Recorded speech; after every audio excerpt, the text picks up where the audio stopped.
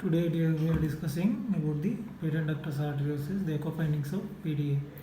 So, to know frankly, the ductus arteriosus is a required duct for the embryological, fetal, and living inside the uterus.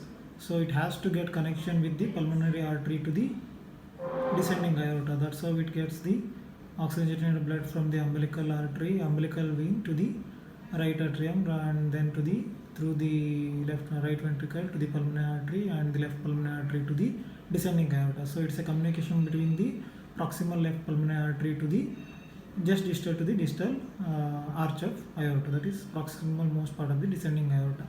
So in order to get that thing into focus, we usually have to get into the short axis view, the upper short axis view, where you will get the aortic wall, and just above that, if you keep the tracer still to the apical portion, then you will get a aorta as such, and that time you will get the pulmonary valve opening seen here in the short axis view.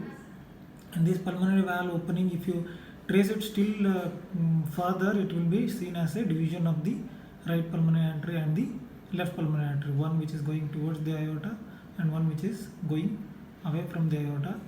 And that one where from the origin of the left pulmonary artery, you will get some defect which may not be seen in a typical echo view, and then you will get the descending aorta here. So when you put the Doppler on that structure, you will see that there is a turbulent flow between that.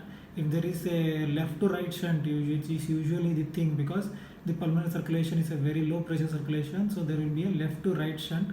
So the redness will be seen coming towards the pulmonary circulation, which should not be the thing, because pulmonary artery will be pumping away from it, so usually it will be blue. But if it is some red turbulence towards the pulmonary circulation is seen, the most probably we are dealing with a PDA, so it will be communicating with the descending aorta and to the pulmonary artery. You can see that it's a bidirectional, so it's a restrictive one.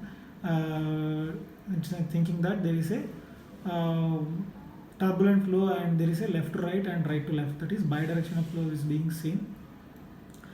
Similarly, if you can take the continuous view across the continuous Doppler or pulse Doppler across the pulmonary artery, in the pulmonary valve without the PDA being in focus, you can see that there is a clear-cut low flow gradient across the pulmonary valve.